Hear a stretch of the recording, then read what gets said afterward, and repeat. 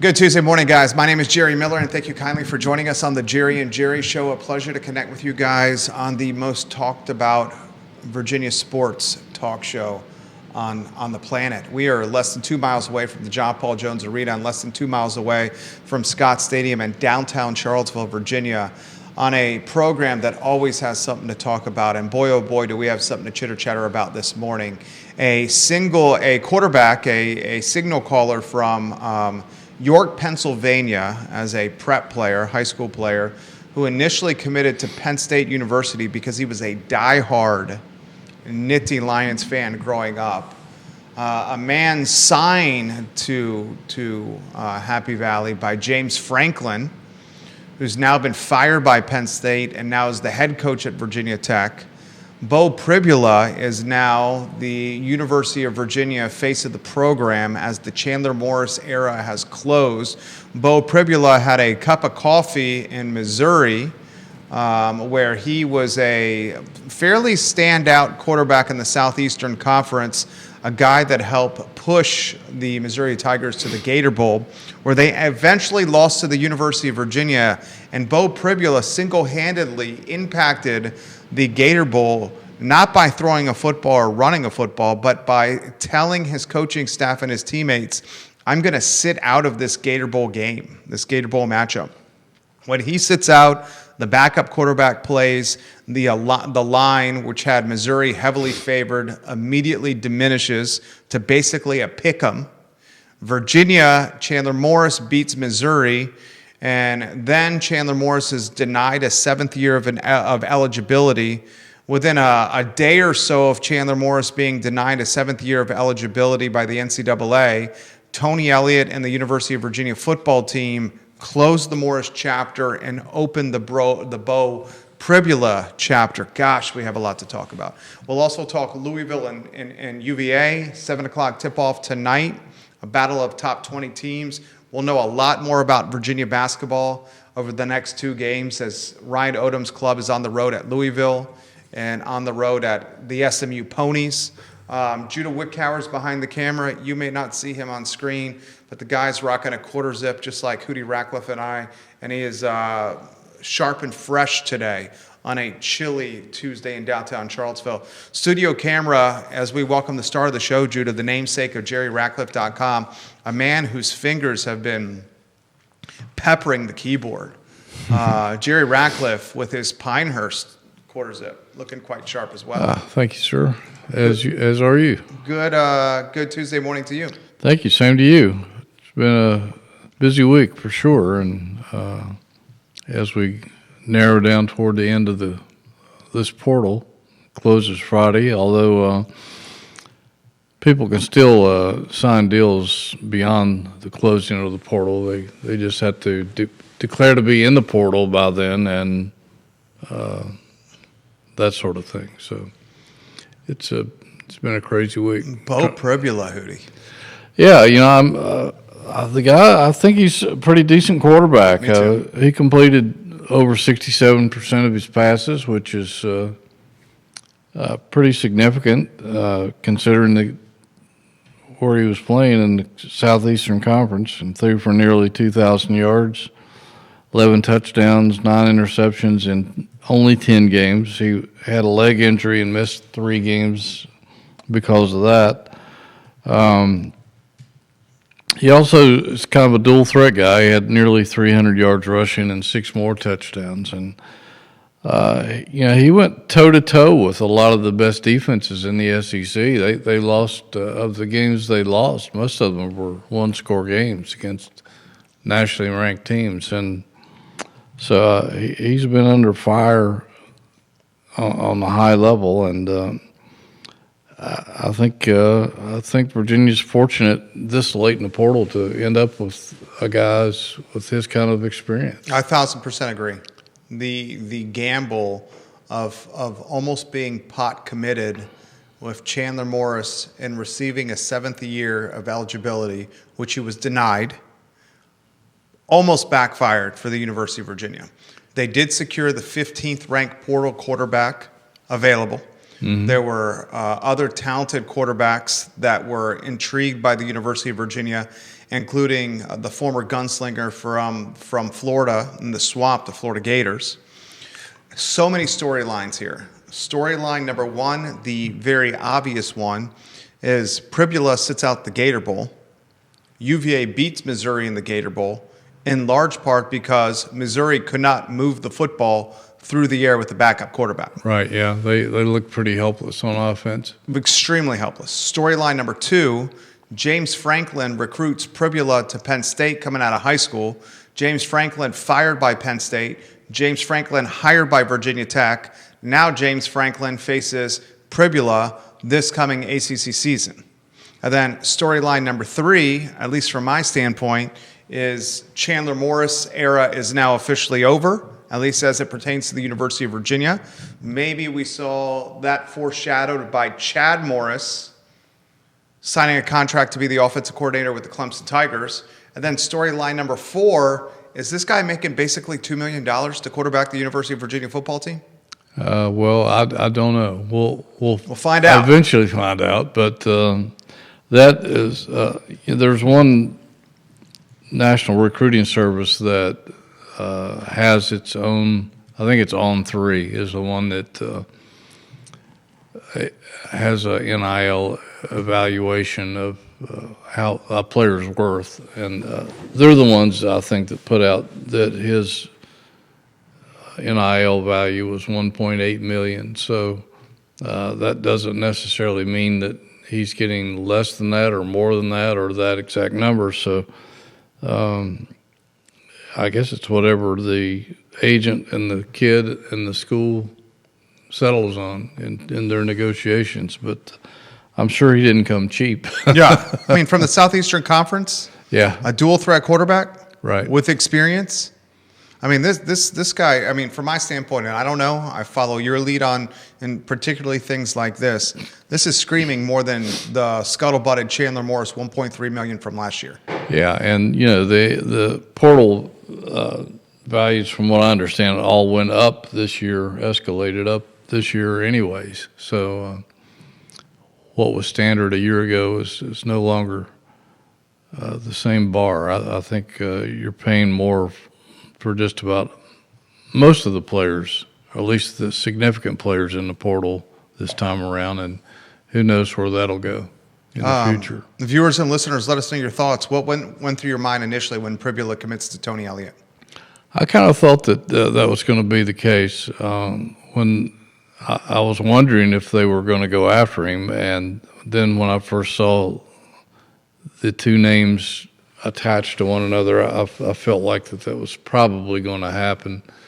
And once he visited, I was the only question in my mind. There was some back and forth with Tennessee, who was trying to. They had two or three quarterbacks on the string, and it was a matter of who felt comfortable where, and that sort of thing. And I think Tennessee settled on somebody earlier Monday morning, and which I think kind of opened the door for Virginia and Pribula. William McChesney, welcome to the broadcast. Viewers and listeners, let us know your thoughts. Put them in the feed.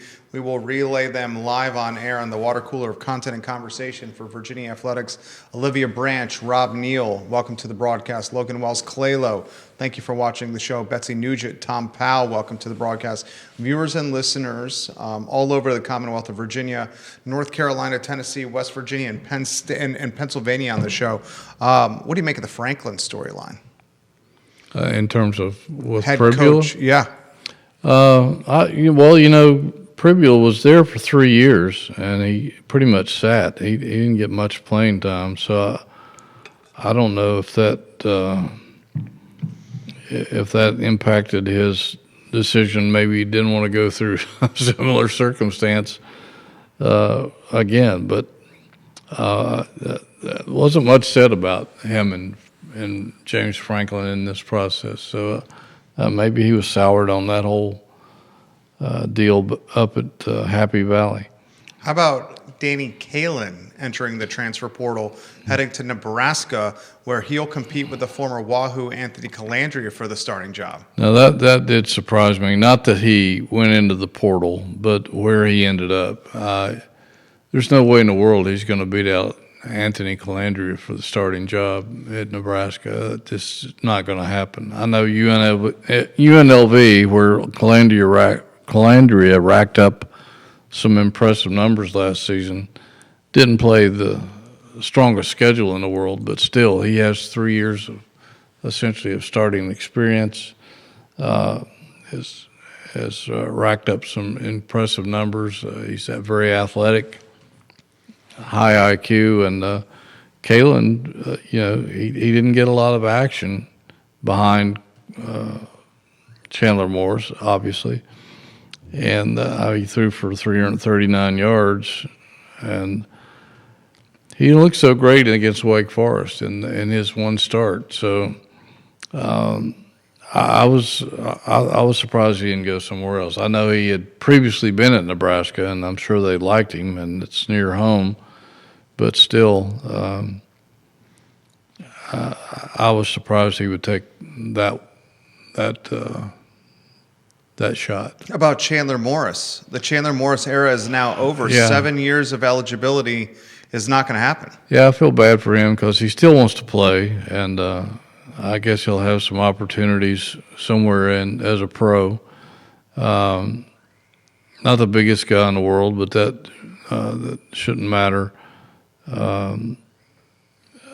It's a shame because in an atmosphere where some guys are getting 7, 8, 9 years, that he kind of got robbed of a couple of seasons with those injuries at TCU. I was kind of surprised he didn't get the extension, the added year of eligibility, and would have been fun to watch him play one more year. Do you think the Chad Morris, Chandler's father, contract offensive coordinator Clemson, a second go-around as the OC in Death Valley, do you think that was foreshadowing? Not really sure. I'm sure Chad Morris wanted to coach again because that's what he does, and he's been at some big-time programs. He had a strong relationship with Dabo. Dabo needed an OC after getting rid of the guy that had a disappointing offense this past season in Clemson's disappointing year. So I'm not surprised that Dabo went after Chad Morris to try to correct things down in Death Valley, but I'm not sure it had much to do with anything else. This comment comes in from the Roanoke Valley, from Jonathan. What does it say that Bo Pribula chose Charlottesville and UVA and not his former coach James Franklin at Virginia Tech? Well, again, I'm not that familiar with Tech's rosters since everything was blown up down there.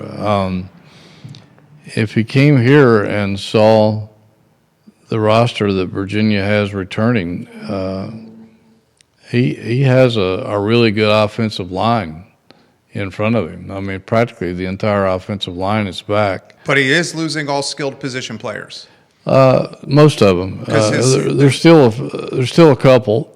Trell Harris gone, the tight end's gone, Jamari Taylor gone, the kid from Wyoming gone, Xavier Brown coming back from a horrific knee injury. Yeah, but they did get 3 running backs out of the portal, and including the kid from Tennessee, who I've been told is fabulous. He's big, he's really fast, he can catch the ball.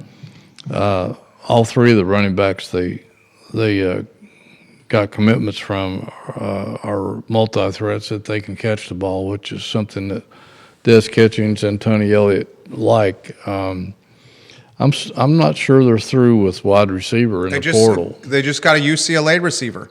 Oh, did he come today? Rico Flores, moments ago. Well, I've heard that he's pretty darn good. Yeah, stand at wide receiver in college football, known for his time at Notre Dame and currently UCLA. Rico Flores is now a Wahoo. Okay, well, that's some good breaking news. So that that elevates things a little bit right there, but and then their tight end from this year that got hurt from Charlotte, he should be back, I would think.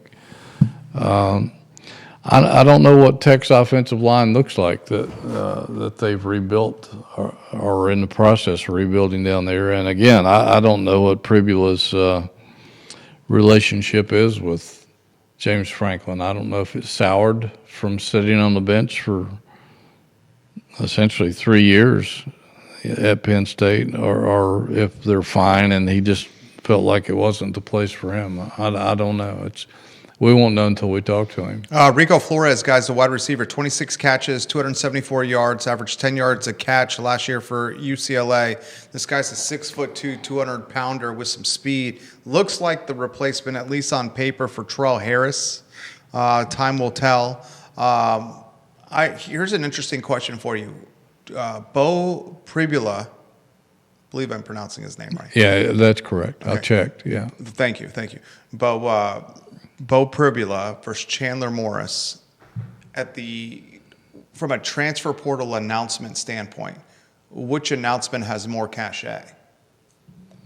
Wow, that's a good question. Probably Pribula in the fact that he started in the SEC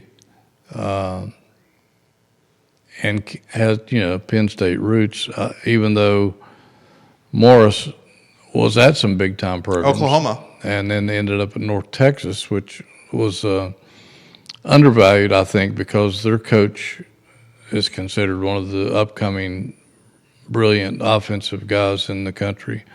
And they put up some huge numbers, not only Morris's year, but this past year, which got him the Oklahoma State job, head coaching job.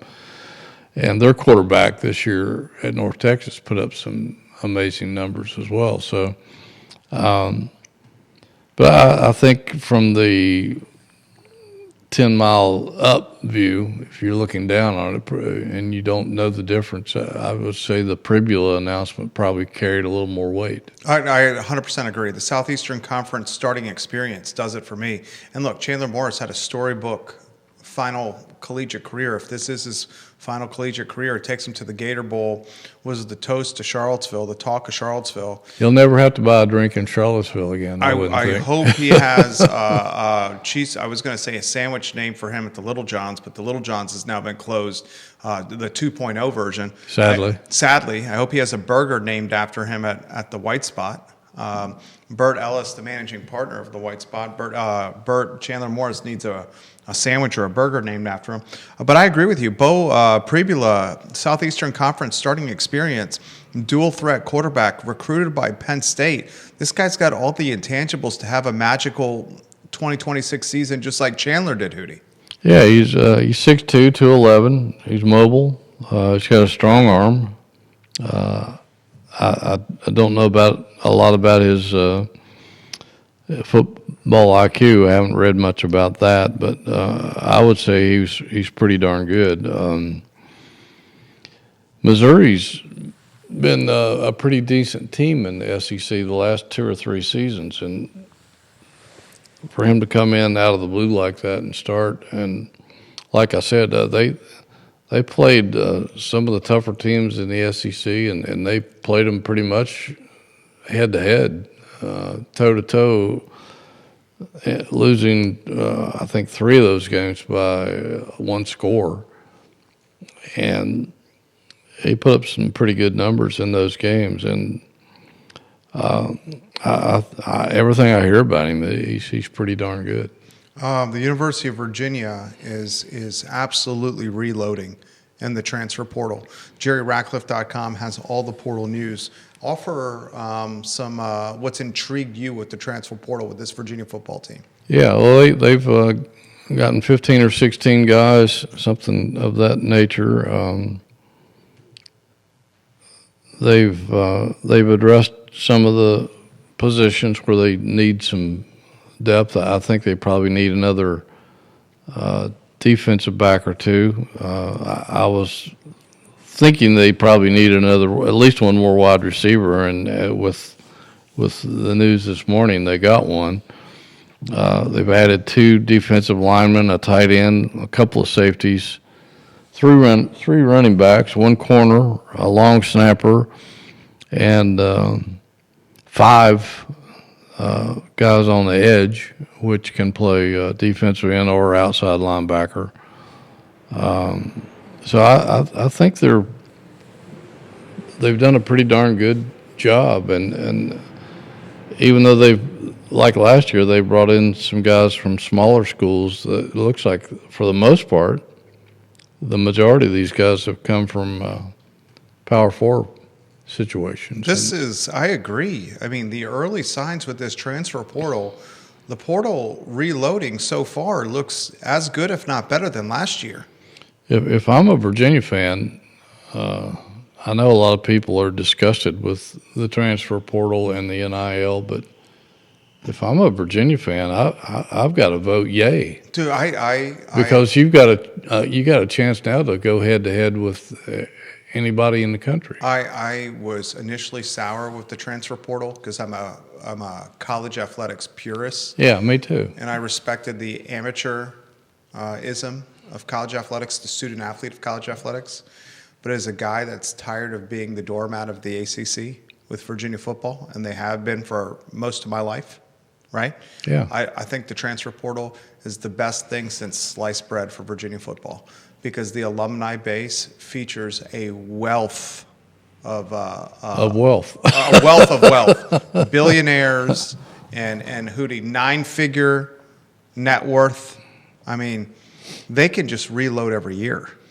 They should be able to, and it makes you wonder if they had this kind of commitment to the portal a little earlier, if they would have lost out on some of those basketball recruits to Duke and some other schools that simply bought guys away from Virginia, like Knipple and some others. And who knows what that would have looked like, but they might not have had a downswing like they did. I don't know that Tony Bennett would still be around because he wasn't in favor of all that to begin with, but they might have at least not had that slide that they did toward the end of his career here. And Ryan Odom has to be, I would think, happy with it because Ryan Odom's got pros all over the roster. He knows how to rebuild a roster. I mean, he's giving people a master class on how to reconstruct a basketball team. Ryan Odom, I haven't seen depth like I never had depth like that. Not either. like this. No. Even the 2019 team did not have depth like this. No. The 2019 team may have had more talent in its starting 5, but the 2019 team did not go 9 people deep. No. And the people coming off the bench, no drop off from the starting lineup. Yeah, exactly. I mean, it's ridiculous what's going on. Hugo is one of the best, if not the best, shot blocker in the country, and the guy's logging about 18 minutes a game. Chandler Morris or Chance Mallory could start in the backcourt for this Virginia team, probably should, at least from my standpoint. Oh, yeah. And would start at point guard for most teams in the country, and he's coming off the pine. Right. Jakari White, the scuttlebutt has Jakari White playing tonight against Louisville. Well, you know, they did say that a week ago, 8 days ago now, that they hoped to get a splint on his hand where he could use his left thumb to help catch the ball. And so this past week, that splint, his left thumb is exposed. So apparently it's small enough to where he can use that thumb. So I wouldn't be shocked if he made an appearance tonight, but it was kind of day to day as of what we were told yesterday. Vanessa Parkhill watching the program, Kevin Yancey watching the program, Jeremy Renica, one of the top Virginia fans out there, loves the Bo Pribula pickup. Jeremy I think this Virginia football team and what it's done in the transfer portal so far may put the football team further along in a positive direction in the portal than it was this time last year. And the difference between this time versus last year is the baseline was not as desperate for Virginia as it was this past year. Yeah. This past year was 40% new roster, that it was desperation time. This time, as Hootie's highlighted, the offensive line is in good shape. You got some talent returning on the defense. The kid who replaced Cam at middle linebacker, Yeah, Marcellus. yeah, Maddox. Yeah. He's coming back. He Yeah. looks like a stud. He's good. He's very good. I mean, this team has got talent on the roster here. If Bo Pribula can show flashes that led him to being one of the top dual threat quarterbacks in the country coming out of high school, where he was signed by Franklin at Penn State, he showed flashes in the Southeastern Conference with Missouri. If he can do what he's capable of doing, you're looking at a team that could contend for another ACC championship. Yeah, I agree. While the schedule toughens up a little bit, it's not unmanageable, and they could have had another probably 7 home game schedule, but they decided to play 2 neutral site games, NC State and Brazil, and Which is nuts to me. it's all about money. Yeah. I think they're going to. I've been told they'll get a $3 million payday, which is double what they would get for a sellout at home.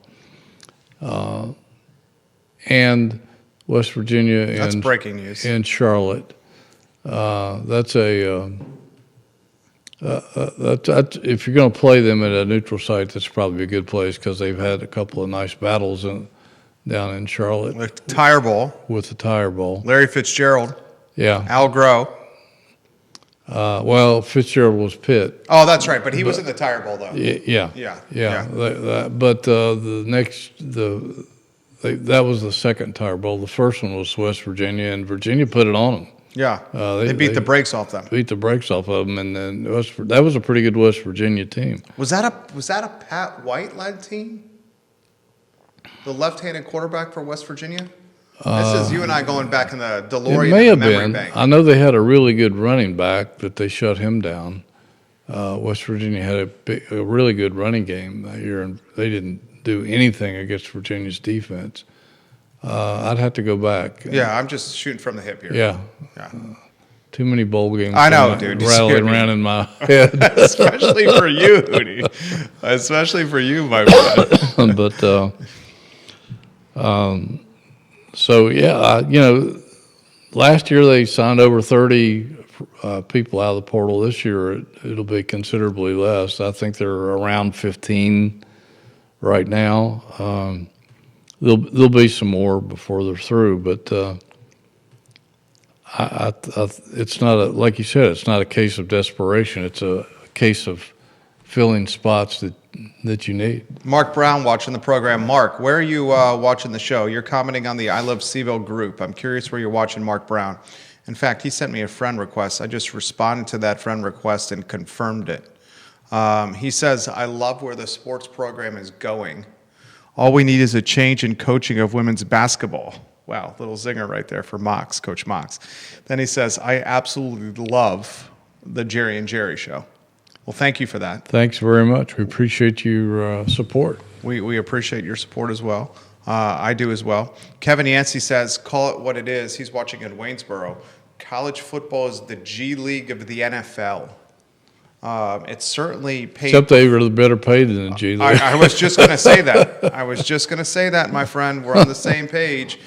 In some cases, the NIL stars in college football are earning significantly more than the rookie contracts in the NFL. Yeah. I saw a case of that the other day. Somebody had made a comparison, and it was laughable. It wasn't even close. Yeah. Yeah, it's not even close. And in some cases, a lot of these guys would even earn rookie contracts. Yeah. In the NFL, especially some of these quarterbacks where there's limited positions in the NFL at quarterback.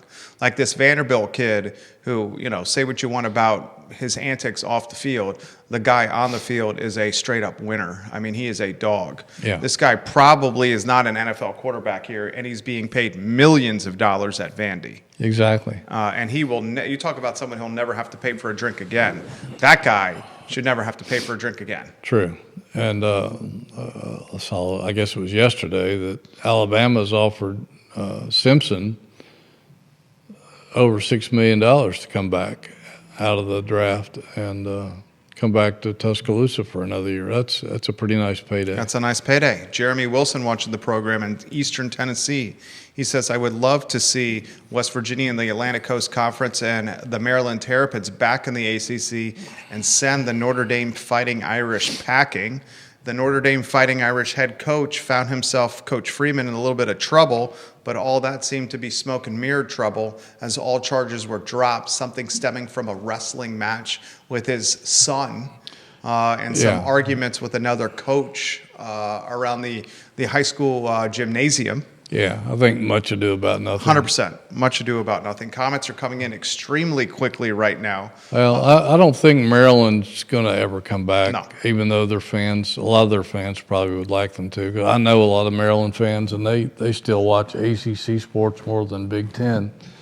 There's just too much money to come back. It's the history. Yeah. And yeah, but you're right, it's all about money. And in West Virginia, that may be the thing that could possibly, I know it in the past, that is one of the factors that's kept West Virginia out of the ACC is their when conferences are looking to expand, they see what a school can bring to the table, and one of those things is eyes on the TV, and West Virginia apparently doesn't have a very extensive TV market. Well, that's a thing that's also working against the JMU Dukes, and JMU, its booster base is itching to get into the Atlantic Coast Conference. The challenge that JMU has is the TV market is not that strong. Right. It travels well. It's expanding its stadium. It's doing an incredible job with fundraising. It's just the TV market in Harrisonburg stinks. And that's working against the Dukes, who have proven that, they made the college football playoff, for goodness gracious. Right. Yeah, they're a very good team. It's just the TV market. Comments are coming in extremely quickly right now. Let's get them. Cliff I Daisy. don't have anywhere to go. Cliff Daisy on the Eastern Shore. Hey, Cliff. Says, gentlemen, good morning. Very good show. We love your show. Would love for you two to weigh in on the college football championship. Would like to know your thoughts. We got Indiana. We got the Miami Hurricanes. Anybody who watched the Miami Hurricanes play football this year knew that team is loaded with talent. Indiana with Signetti is goodness gracious, they look like loaded with talent. The bully on the street. I love Signetti. I love his moxie. I love his cockiness. Signetti, after winning the semifinal, goes, the only thing I'm thinking about right now is cracking an ice cold beer, which I thought was awesome. Mm-hmm. Where do you want to begin with Miami, Indiana?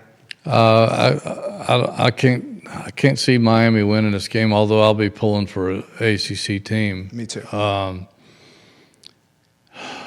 The fact that it's in Miami's home stadium might help a little bit, but only to a degree. I think Indiana just has collected so much talent and they're so well coached. They're going to be almost impossible to beat. They've just ravaged everybody they've played in the playoffs, and Miami has gotten by kind of by the skin of its teeth in some cases. But or a pass interference call that was not called at the end of the game. Right, and so I imagine Indiana is probably going to win by at least a touchdown, maybe a couple, but. You're a smart man. He does not know this because he's not a betting man, but he's just a smart man. The line's 8.5, so you're right there. Yeah. Indiana's unblemished. Indiana has an opportunity to go 16-0. It's unbelievable in these times. We should not underestimate what 16-0 is in college football in these times for a program where it was not even 3 years ago. Yeah, it's weird because I've been to Indiana a couple times with Virginia. Uh-huh. I remember the first time I went up there, it was a really pleasant day, and the SID told me, he says, get here early because the traffic is unbelievable. And he said, either get here really early or get here late because everybody comes here and tailgates, and then when the game starts, they leave. I thought he was kidding me. I went up there. I got there early, got my parking place, went up in the press box, and all you could see was these fields of people tailgating all or everywhere. And when it got close to kickoff, they all got in line and started leaving the area. It was crazy. And then the second time I went up there, it was probably one of the worst rain games I've ever sat through. And I was walking under the stadium to try to find the elevator to the press box, and there was water just seeping through the stands down on the fans walking up under the stadium. I mean, that to me, that told me it's no wonder Indiana can't win. They've got this kind of a facility and these kind of fans. But everything's changed. It just shows you what can change with the transfer portal practically overnight. Fernando Mendoza, the Cuban-American two-star quarterback. Two-star quarterback. Yep, a Cuban-American. Yeah. Heisman Trophy winner. Right. Transfer portal. I voted for him in the Heisman. This is a crazy statement right here. If Indiana finishes 16-0, this has to be on the short list of one of the greatest seasons in college football history. Yeah, it's hard to argue that. Because of the games played, the parity in college football, the talent in college football, how Cignetti's reimagined this team. I mean, this is his second year, right? Yeah. Second year from JMU to Indiana. Last year makes the college football playoff. He's bounced in the first game, overwhelmed. Year 2 in Indiana, this guy has a chance to go 16-0. Then you got to wonder if you're Cignetti and Indiana, if pro football comes a calling. Yeah, although I don't see him as NFL A pro guy. coach. I think he's really happy where he is, and he's got a pretty nice contract under his belt. Huge contract. What was it, 10 years, $90 million or That's something right. like that? I think he could be okay with that. And even if he has I could be okay with that. an off year next year, I think he's still on scholarship for a while. That man's walking on water and taking the loaves and the fishes and feeding the thousands at Indiana. So you got Indiana winning. Do you have Indiana covering? Yeah. Yeah. Yeah, I don't think there's any question about that. It's going to have to take a really big game from Carson Beck in Miami to win this contest. Yeah, he'd have to play maybe the game of his career. Game of his career. Yeah. And have some help. And have some help like he did in the Ole Miss matchup. Right. Because I don't care time and place, and a lot of people are saying you can't determine the game and the last seconds of the game by calling a PI. My standpoint, that was clear-cut PI, and PI with no time on the clock should be called just like PI should be called in the first period. Oh, yeah, absolutely. It's like the old thing of basketball, makeup. I've never been a fan of makeup calls. 2 wrongs don't make a right. So, yeah, I agree. It shouldn't matter what the time of the game is. One of the ballsiest calls by a ref I've ever seen in my career was at the Final Four in, God, what year was that? Michigan was playing Duke, I believe, and the referee called a foul on the Michigan guy in the final couple seconds, and then also against in the Virginia semifinals of the Final Four when they called the foul on the guy who fouled Kyle Guy on the 3-point shot. Some people would have swallowed their whistle on that, but he called it appropriately, and again, it took some stones to do that, and Kyle won the game at the free throw line. The 3 most clutch free throws in maybe college basketball history. Certainly, Kyle Guys. Certainly in Virginia history. Absolutely Virginia history. Vanessa Parkhill of Earlysville. The Hoosiers are such a well-prepared team. I expect it will be a good game, though. Miami is tough and will be playing with the chip on their shoulder. I concur with Hootie Ratcliffe, the Virginia Sports Hall of Famer. I will be rooting for the Hurricanes. It is an ACC team, and I root for all ACC teams except one, and I'll let you know which one. I'll let you guess which one that is, viewers and listeners. Mark Brown says he's watching in Prince George, Virginia. All right, yeah. Kevin Yancey said we hired Tony Elliott. Virginia hired Tony Elliott when Cignetti was 45 minutes to the west. So he's saying maybe Cignetti should have been Virginia's coach. Well, if you remember in their matchup, Tony Elliott had the best of Signetti. He had him on the run. Yeah, and Tony Elliott and Signetti. If it hadn't been for that rainstorm, I think Virginia would have routed 100%. JMU that day. There was a rainstorm. They went to the locker room. Virginia came out flat. JMU came out hot. JMU upset Virginia at Scott Stadium. Yeah, 100%. Virginia up until that storm had scored, I think, on 3 straight possessions, and JMU couldn't stop them. So that killed Virginia right there. And also, it's important to emphasize Tony Elliott and Signetti, when they were hired, when they were on the short list for jobs, Tony Elliott had more cachet. He's the offense coordinator at Clemson, was being heavily recruited by Tennessee as well. Yeah. So Tony Elliott, no shade on Tony Elliott's hire. Roger Brent is watching from Studley, Virginia, home of the 5th best Who fans in Central Virginia. All right. Roger Brett. James Madison's in Mineral. He wants to. He's late to the show and wants to know if there's any news on the offensive line coach and the vacancy. No, and I imagine Tony Elliott probably has a short list. I don't know how much advance notice he got from Heffernan, and we haven't had a chance to talk to Heffernan either. So I don't know if this was a thing where Andrew Luck just called Heffernan out of the blue and said, "Hey, I need an offensive coordinator," and or if there was like some advance warning, and he was able to tell Tony that he was going to probably go after the job. I mean, he had previous ties to Stanford, so it was not too surprising. Oh, absolutely, yeah. He came here from Stanford, and then Virginia played Stanford this year, and Andrew Luck, who's a really nice guy, by the way. I met him in the press box when Virginia was up here, and he was incredibly cordial. I imagine he and Frank Reich, when they went back and evaluated the season, they probably said, that Heffernan guy, he's done a pretty good job with that offensive line at Virginia. You might want to consider him for a position here. Virginia has got to have a cornucopia of potential offensive line coaches with the talent it has returning. A lot of changeover in coaching staffs, college and NFL. And Virginia's cupboard is not bare at this position. No. It's got talent. So whoever takes this job is going to take over a unit that's got 1 or 2 guys that can play on Sundays. Oh, absolutely.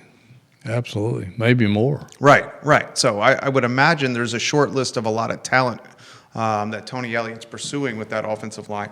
Comments continue to come in on the show. Let us know your thoughts. We have to talk basketball. Renee Pettifer, we have to talk basketball. We have Louisville on the docket, Hoots. Virginia, is it the Yum Center? Yes. KFC Yum Center. KFC Yum Center. Really great arena. Oh, one of the best arenas. Yeah. It's Hootie emphasizes this on the show all the time. Louisville men's basketball in particular is their diehard pro sports team. Yeah. So the Louisville fans, this is their holy grail. That might be the nicest arena in the ACC because as much as I like JPJ, the Yum Center is much larger. 100%.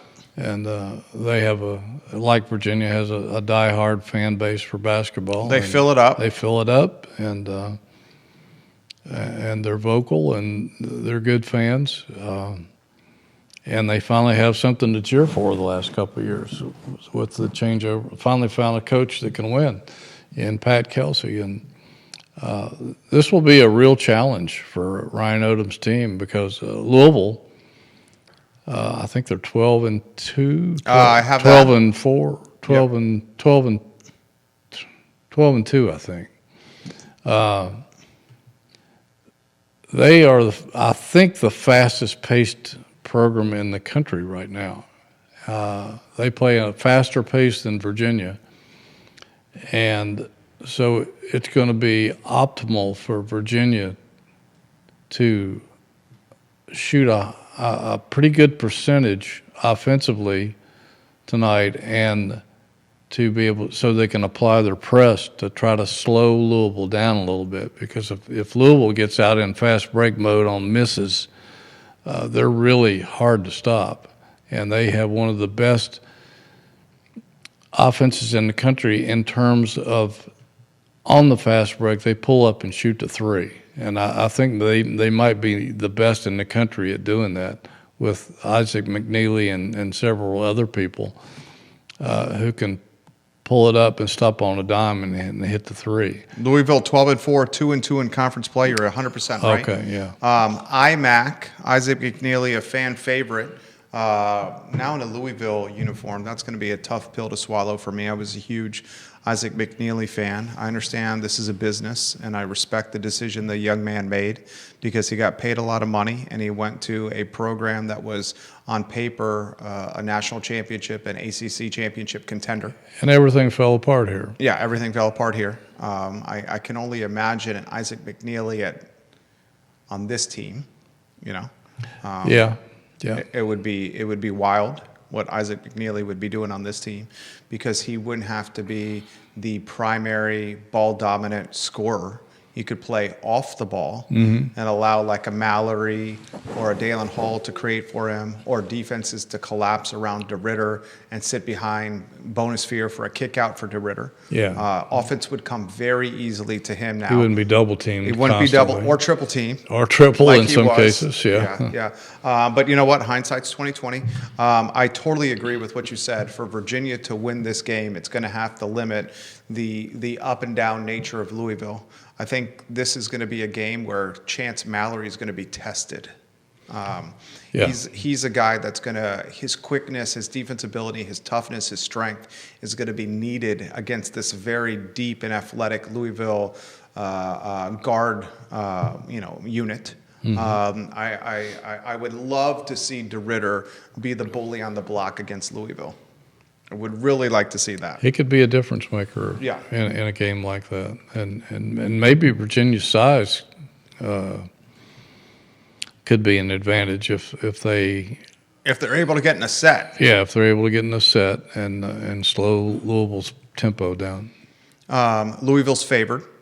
I'm not surprised by that. Yeah, they're at home. I'm not surprised by that either. Louisville, depending on where you shop, a 3.5-point favorite. The tip-off is 7 o'clock tonight on national TV, ESPN2. We're going to know a lot about Virginia basketball over the next two games. You have Louisville tonight on the road. Virginia's on the road. And then Saturday on the road against the SMU Ponies. Yeah, and I think, pretty sure that Louisville is 10-1 at home, maybe, or 10-0, and SMU is 9-1 or 9-0 at home. So you're venturing into territory where it's hard to win, and you're facing two pretty good basketball teams. And SMU, I think SMU handily beat North Carolina earlier this season. So I may be wrong about that, but I think I'm right. I watched too many games Same. over the past month. But yeah, it's going to be challenging. I would think if I'm a Virginia fan, if I could come off this road trip with a 1-1 split, I'd be pretty happy.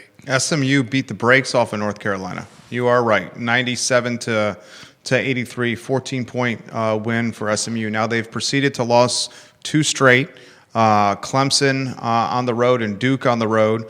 They have Virginia Tech, SMU Wednesday night at home, then UVA Saturday at high noon at home. After a few down years, Hootie, the Atlantic Coast Conference is back. Yeah, the middle of the pack and the upper echelon of the league are terrific. The lower portion of the league is pretty bad.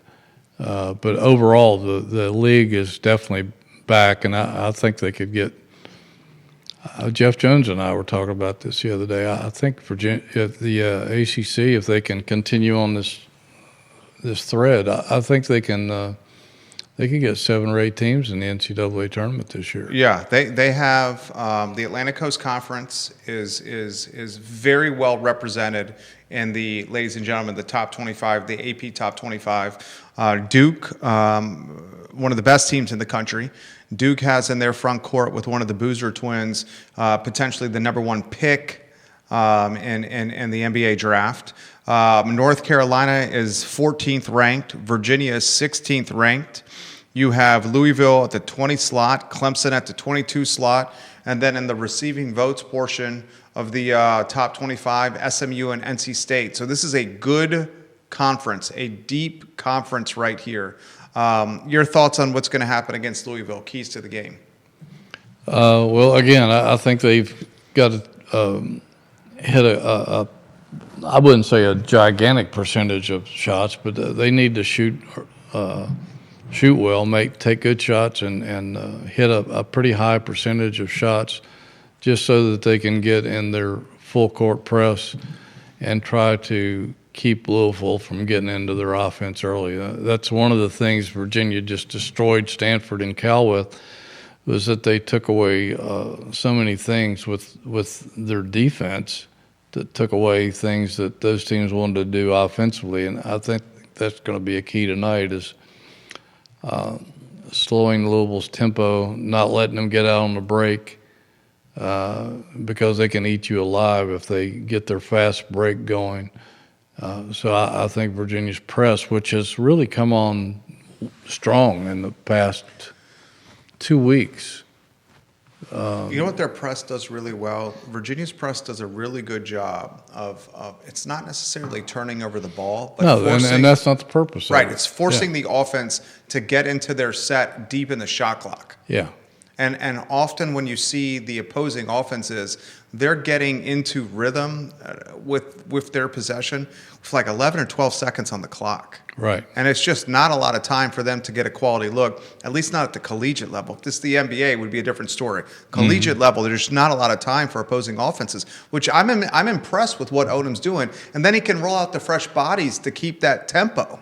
And he has to, if you're going to press like that and be run on offense. And so I think those are the keys, is to hit a good percentage of your shots offensively, make some threes. You can't be cold from the three-point line like they have been a couple of times, and to get that press working from the get-go and just not letting Louisville run wild, because they can pull away from you if you let them get out on the break. Bobby Kohler, watching the program, he says, dare I say, dare I even ask, is this team better than the 2019 team from top to bottom?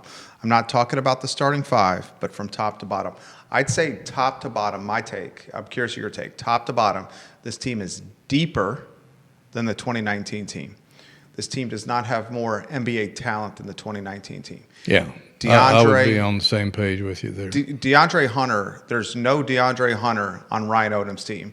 And DeAndre Hunter is a star in the NBA. This guy's a guy who can give you 20 and 10 and is a three-level scorer anytime you want in the NBA. Ty Jerome is going to be a veteran NBA player when his career is over. Maybe a journeyman, but he will be in the NBA for a long time.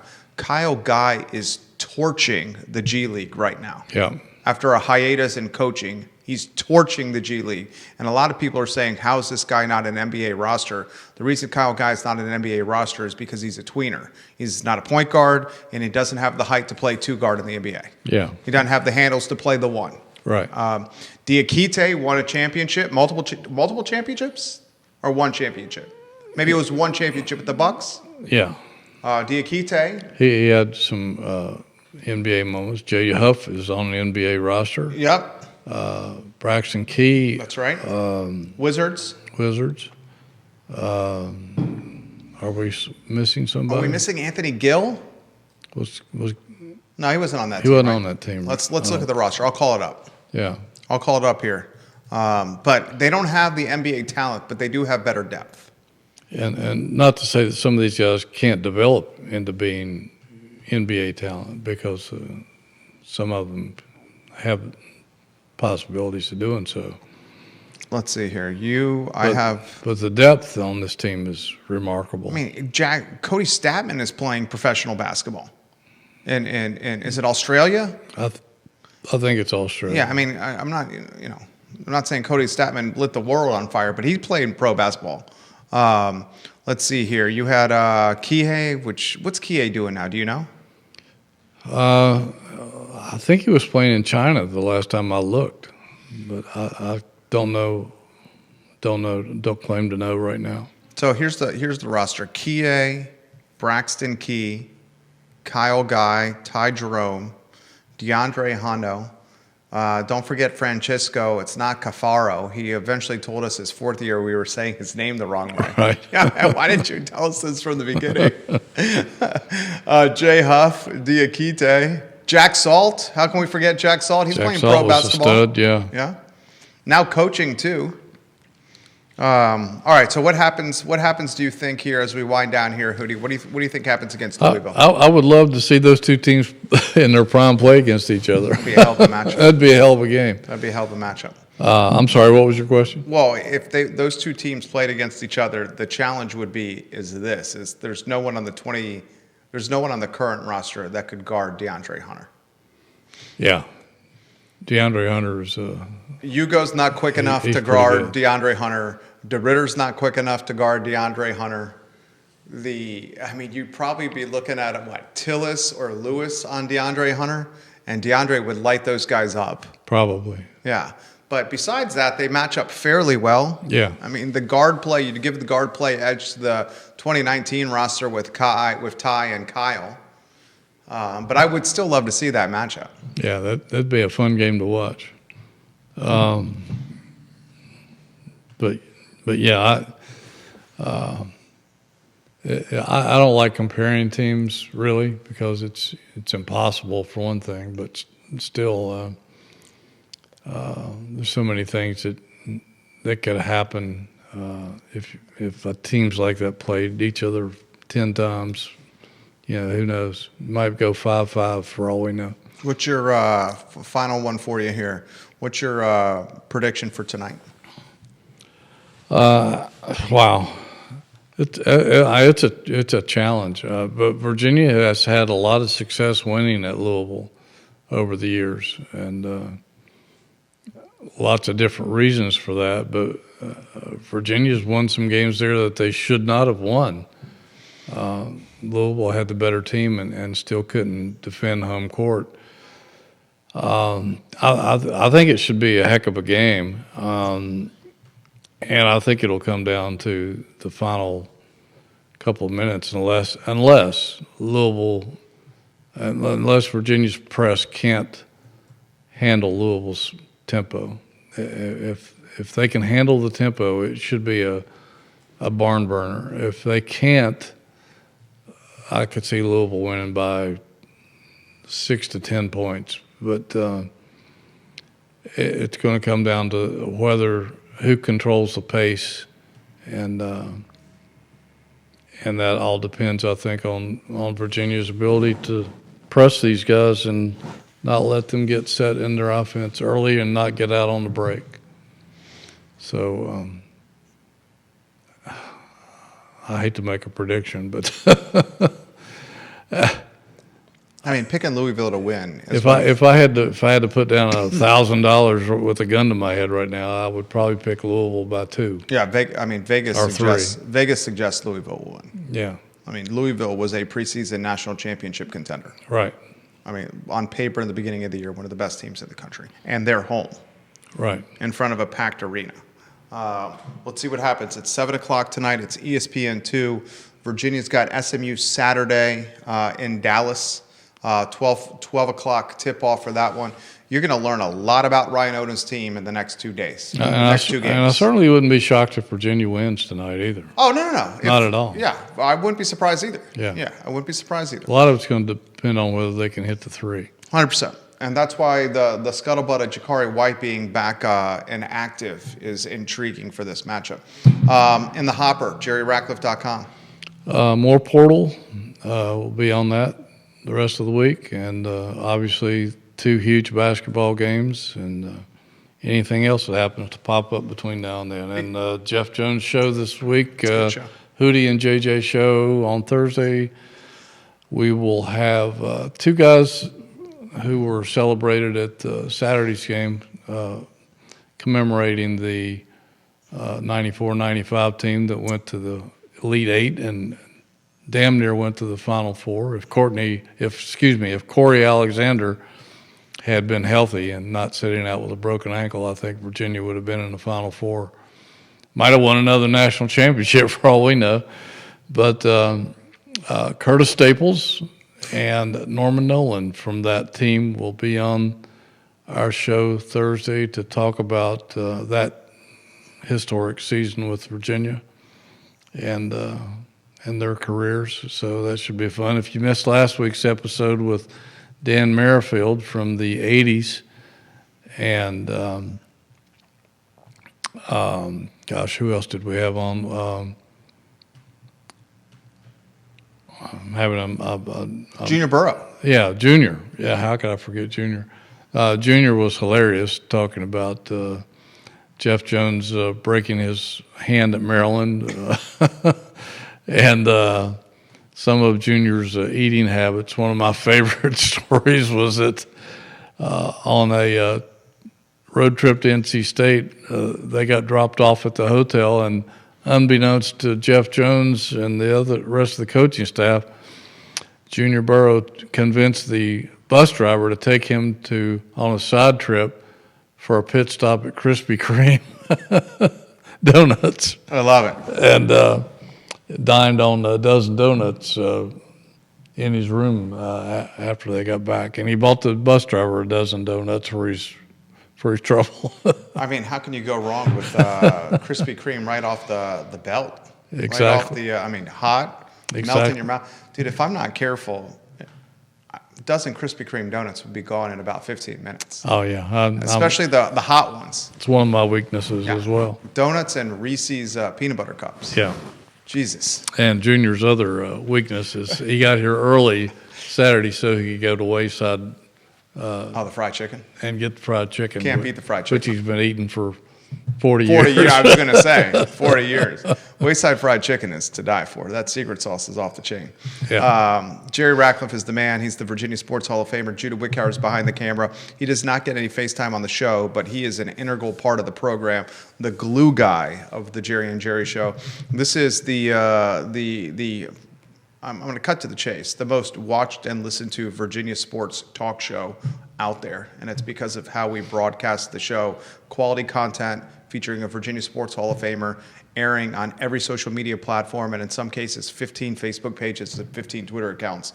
There is no Virginia sports talk show that is reaching more people than this one, and those are facts. The I Love CVille show, guys, is up in about an hour and 2 minutes. So long, everybody. Nicely done, Hoots. Same to you. Thank you, Judah. Thank you, Judah. Judah.